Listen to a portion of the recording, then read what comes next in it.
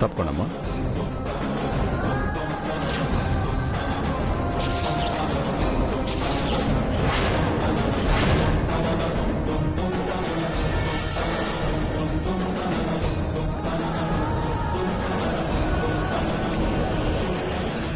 అయ్యో, తలకి బాగా గాయమైంది. పదండి హాస్పిటల్కి వెళ్దాం. మీరు రోషిణి తండ్రి భానుమూర్తి గారు కదా? అవును. నేను మిమ్మల్ని కలవడానికే వస్తున్నాను. నేను వెళ్ళాల్సింది హాస్పిటల్కి కాదు, చాలా అర్జెంటుగా మాట్లాడాలి. ముందు ట్రీట్మెంట్ అయ్యాక మిగతా విషయాలు మాట్లాడుకుందాం. పదండి హాస్పిటల్కి వెళ్దాం. భానుమూర్తి గారు, నా మాటేనండి. మీతో అర్జెంటుగా మాట్లాడాలి. మీ అమ్మాయి రోషిణి గురించి చెప్పాలి, ప్లీజ్. అది కాదండి, ముందు హాస్పిటల్కి వెళ్ళాక మాట్లాడదాం.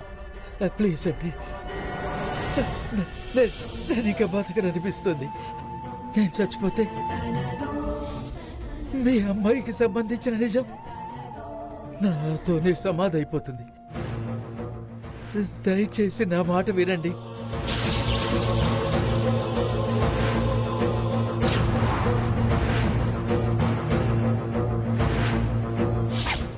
సుఖంగా కాపురం చేసుకోవడానికి నేనేమైనా పిచ్చిదాన్ని అనుకున్నావా?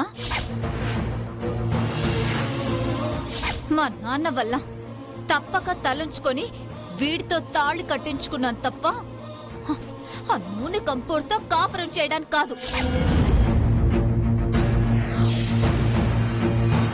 కాదు కూడదు అని తోక మీద కాలేస్తే కాటేసి చంపేస్తాను.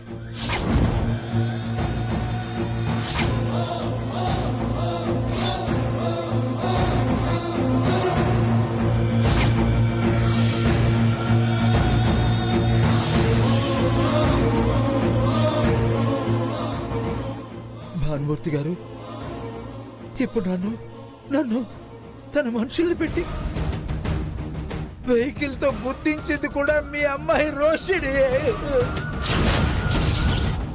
భానుమూర్తి గారు, నాగభూషణ కుటుంబం చాలా మంచిది.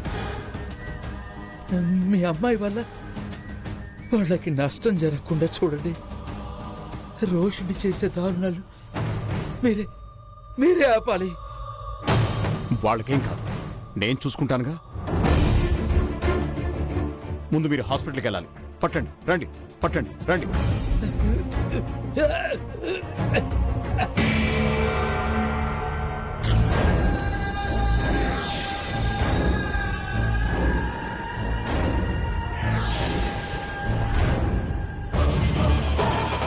రోషిణి, రోజు రోజుకి నీ దారుణాలకి అంతు లేకుండా పోతోంది.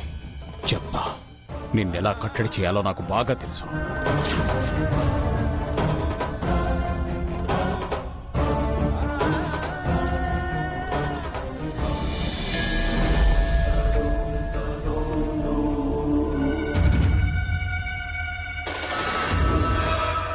చెప్పండి మేడం.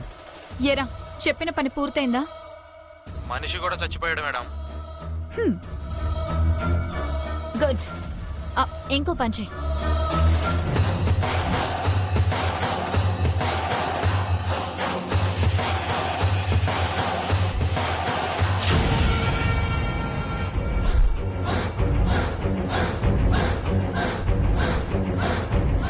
అలాగే మేడం.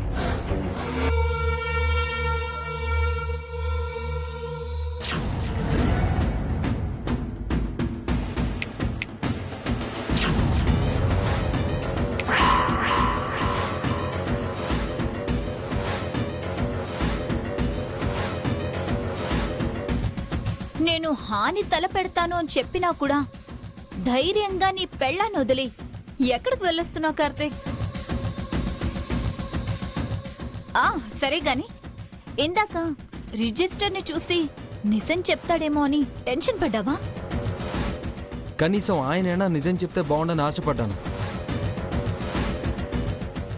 తర్వాత కలిసైనా చెప్పమని ఎలాగో రిక్వెస్ట్ చేస్తాను కదా. నీ కోతి బుద్ధి నాకు తెలుసు కార్తిక్. అందుకే వాణ్ణి ఈ లోకం నుంచే పైకి పంపించేశాను.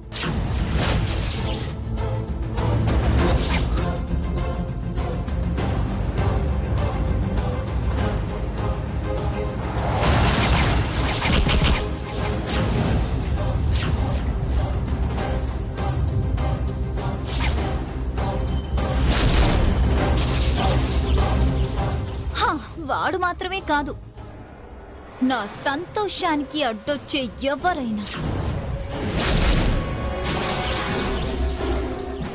ముఖ్యంగా మీనాక్షి కూడా అదే గతి పడుతుంది.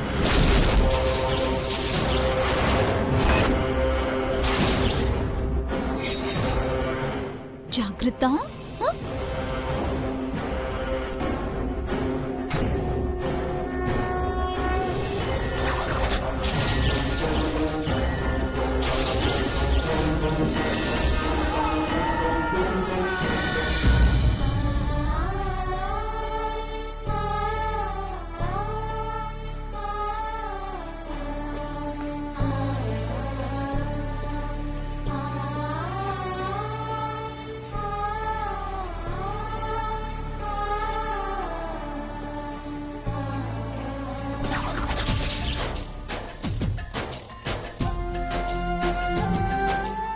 అమ్మా మీనాక్షి, హోమం మొదలుపెట్టే ముందు మీరు చేయవలసిన కార్యక్రమం ఒకటి ఉందమ్మా.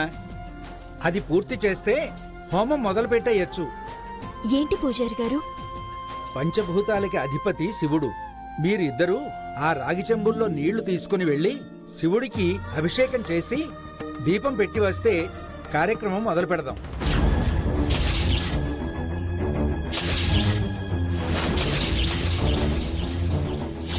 ప్రతి క్షణం నిన్ను మీనాక్షిని టార్చర్ చేసి నరకం చూపిస్తాను. నాకు అందుబాటులో ఉండే సదుపాయాల్ని బట్టి ఏమైనా చేస్తాను. హోమం మంటల్లో పొరపాటున నెయ్యికి బదులు పెట్రోల్ వేస్తే అందమైన మీనాక్షి మొహం తగలబడిపోవచ్చు.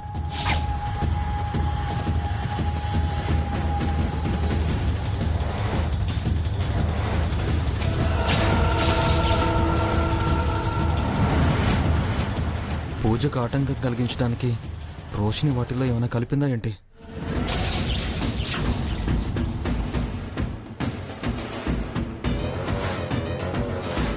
ఓం గణానాం త్వా గణపతిగుం హవామహే కవిం కవీనాం ఉపమశ్రవస్తమం జ్యేష్ఠరాజం బ్రహ్మణాం బ్రహ్మణస్పద ఆనస్మన్నోతిభిః శ్రీమన్మహాగణాధిపతయే నమః. మహాసరస్వత్యై నమః. ఓం మహాలక్ష్మీదేవ్యై నమః. సర్వే దేవతాభ్యో నమః. మీనాక్షి,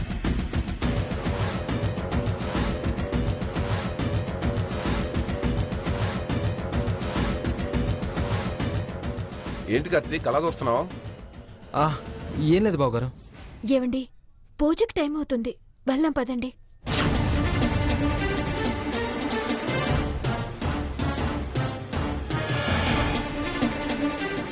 నీళ్లల్లో ఏవైనా కలిపానేమోనని భయపడ్డావా కార్తిక్?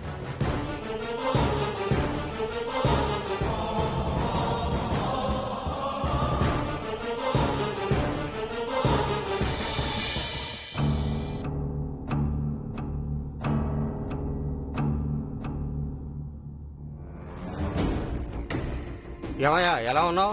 అయ్యా వ్యాపారం ఎలా ఉంది? బానే ఉంది అయ్యా.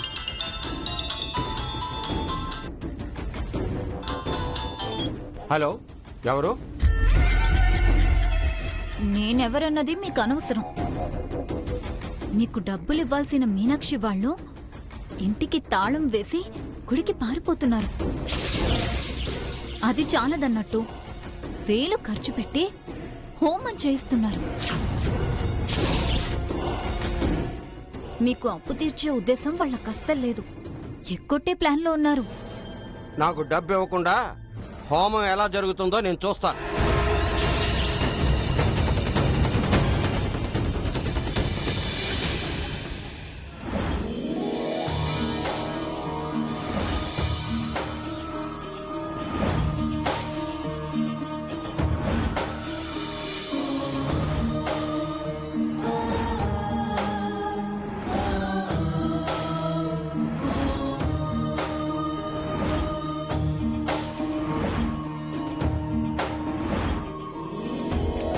క్షీరోదన్వత్ప్రదేశే శుచిమణివిలసత్సైకతే మౌక్తికానాం మాలాకృత్తాసనస్థస్ఫటికమణి ఆపండి.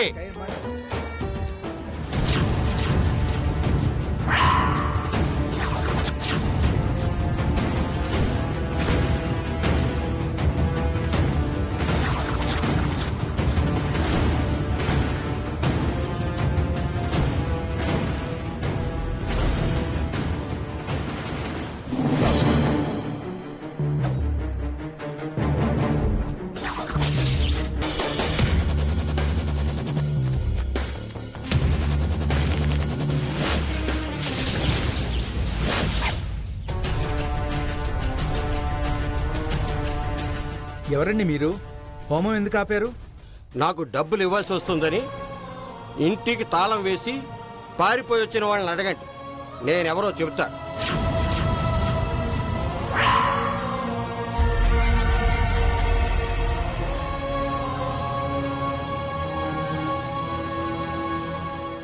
మేమేం పారిపోయి రాలేదు బాబాయ్. మాకొస్తున్న కష్టాలు తొలగిపోవాలని హోమం చేయించుకోవడానికి గుడికొచ్చాం. చాలేమో పెద్ద చెప్పొచ్చావు గాని మీరేమో సౌభాగ్యలక్ష్మికి వ్రతాలు హోమాలు చేయించుకుని సంతోషంగా ఉండాలి. మీ కష్టంలో డబ్బు సహాయం చేసిన మేమేమో ఆడపిల్ల పెళ్లి పీటల మీద ఆగిపోయి 10 మందిలో పరువు పోయి ఉరేసుకుని చావాలి. అంతేనా?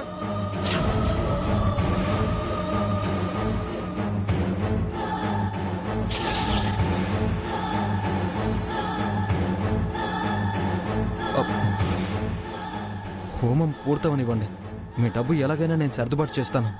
ఆ మాట చెప్పడానికి సిగ్గుండాలి. నిన్నొక రోజు గడువు అడిగారు, ఇప్పుడేమో హోమం పూర్తవ్వాలంటున్నారు. నాటకాలు ఆడుతున్నారా? బాబాయ్, మీకు మాటిచ్చింది నేను. ఏమైనా ఉంటే నన్ననండి. ఆయన మీద మాట జారితే మాత్రం నేను ఊరుకోను.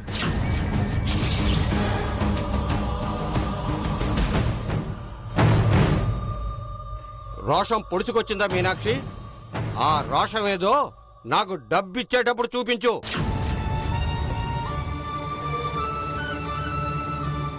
అన్న మాట ప్రకారం డబ్బు ఇవ్వడం చేత కాదు గాని మొగుండంటే కోపం పొడుచుకొచ్చిందే. చూస్తూ నిలబడ్డారేంటయ్యా? అడగండి. ఏయ్ అడగవయ్యా.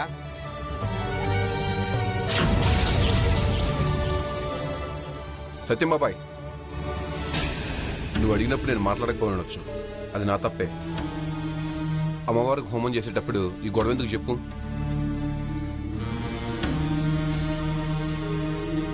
ఇప్పుడు మీరు వెళ్ళిపోండి. సాయంత్రానికి ఇల్లు తాకట్టు పెట్టైనా మీ డబ్బులు మీకు ఇస్తా. సర్లేరా, మీరు మీ మాటలో డబ్బు అవసరం అయితే కాళ్ళ వెళ్ళ పడతారు.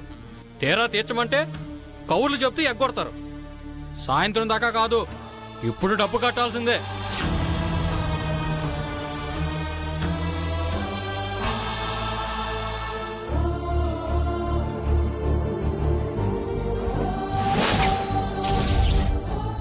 ఎగ్గొట్టాలన్న ఉద్దేశం మాకస్సలు లేదండి, ఉండదు కూడా. మా అమ్మ హాస్పిటల్ ఖర్చుల కోసం మా నాన్న తీసుకొచ్చిన డబ్బు తిరిగివ్వడం పిల్లలుగా మా బాధ్యత. సమయానికి సత్యం బాబాయ్కి డబ్బు అందించి ఆడపిల్ల పెళ్లికి ఆటంకం రాకుండా ఉండాలని మా ప్రయత్నం. మా ప్రయత్నం మేం చేస్తున్నామండి. కాకపోతే 2 లక్షలనేసరికి సర్దుబాటు కావడానికి సమయం పడుతుందంతే. ఏంటమ్మా మీరు చేసే ప్రయత్నాలు? అప్పు తెచ్చాల్సిన సమయం ఇప్పుడని తెలిసాక కూడా చేమ కుట్టినట్టు కూడా లేకుండా వేలు ఖర్చు పెట్టి హోమాలు చేస్తున్నారు. ఇలా మాట్లాడితే పని జరగదు. అందరినీ లాక్కెళ్ళి రచ్చబండ దగ్గర నిలబెడదాం. మొత్తం డబ్బు కట్టాకనే మనం వదిలిపెడదాం.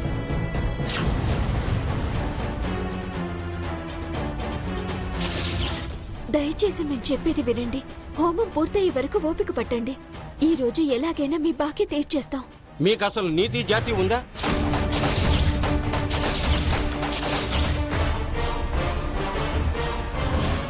నా డబ్బు నాకు ఇవ్వండిరా మొర్రు అని గొడవ పెట్టుకుంటూ ఉంటే హోమం పూర్తవ్వాలంటారు. హోమం లేదు, గేమం లేదు. పూజారి గారు, హోమం తీసేయండి.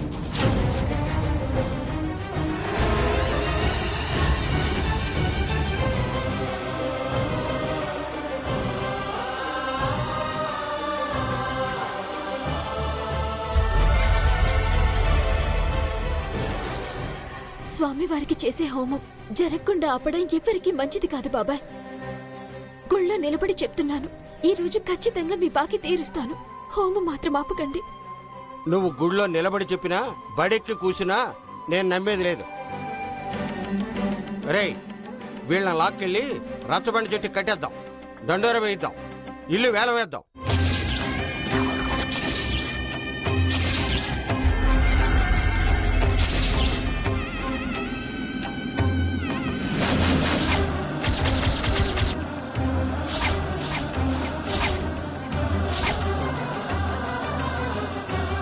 రండ్రా.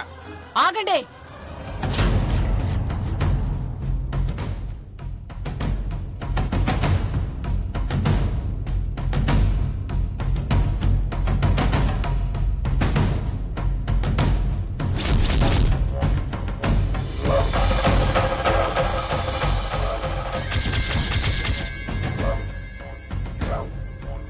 తస్సదియ్యా,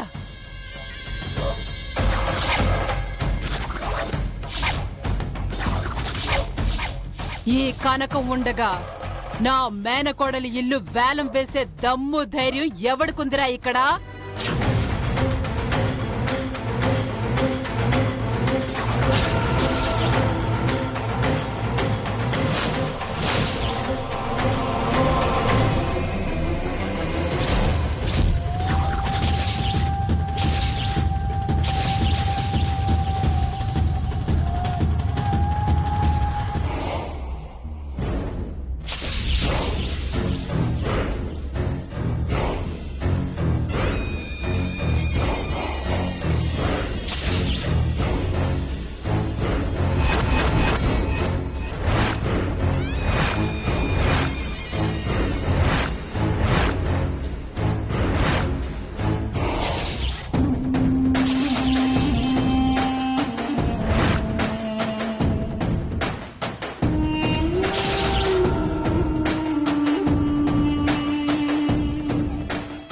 ఏవయ్య పెద్ద మనిషి, కేవలం డబ్బు కోసం అనుబంధాల్ని పెనవేసుకుని పోయే ఆ ఇంటిని వేలం వేసి ఒక కుటుంబాన్ని నడి వీధిన నిలబెట్టడానికి బుద్ధి లేదటయ్యా?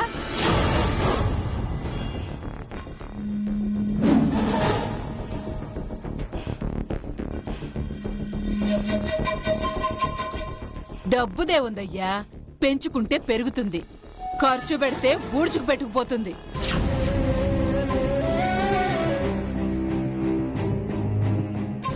డబ్బు కాదయ్యా శాశ్వతం, మనిషి మీద అభిమానం శాశ్వతం.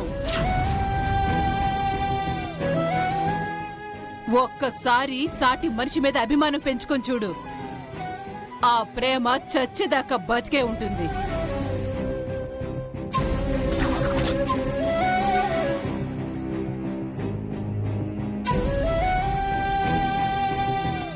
నీతులు చెప్పడం కాదమ్మా, నాకు కావాల్సింది నా 2 లక్షలు. ఇస్తారా, ఇల్లు వేలం పెట్టమంటారా?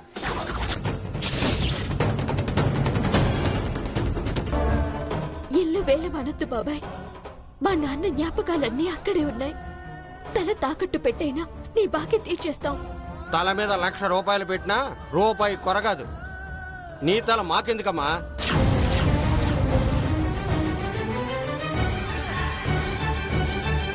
హేయ్, ఇంకొక్క మాట మాట్లాడితే నీ గురించి కూపీలాగి నీ బండారం బయట పెడతాను. నీ కుటుంబం రోడ్డున పడిపోతుంది.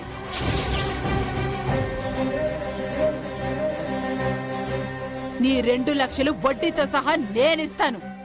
ఇలా ఇవ్వే.